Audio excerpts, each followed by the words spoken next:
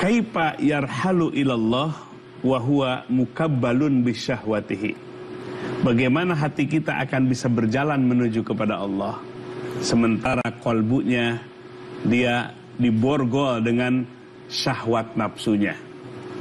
Nah, ini kolbu ini sangat istimewa sehingga bisa mendekat diri kita kepada Allah. Jadi mendekat diri itu sebetulnya bukan zat kepada zat.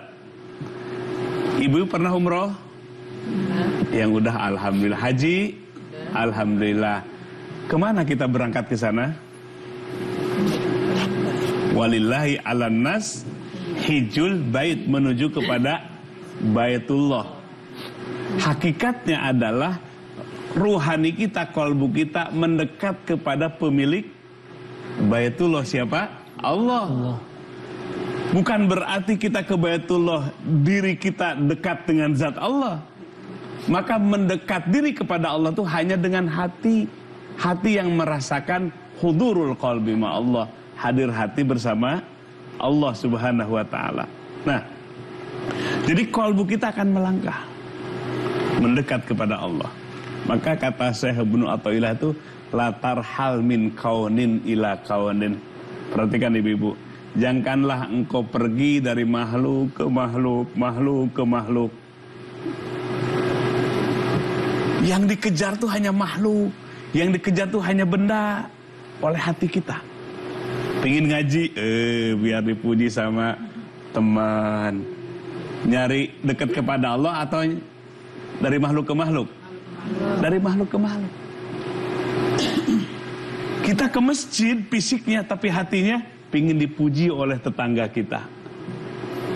Kita hadir rajin di majelis ilmu, tapi hati kita ingin dapat pujian dan status sosial soleh dan soleha dalam pandangan manusia.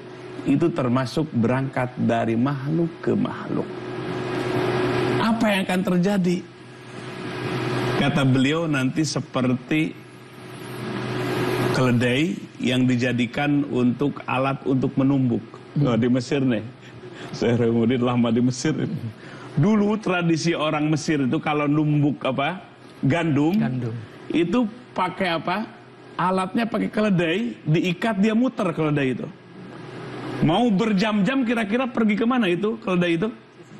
Jalan di tempat namanya. Mau berhari-hari keledai itu dijadikan alat tumbuk gandum, tetap aja di situ. Itu gambaran manusia kalau hatinya terbelit oleh dunia. Gak ada lilahnya, gak ada karena Allahnya, hilang karena Allahnya. Allahnya tidak dijadikan tujuan, la maqsuda ilallah.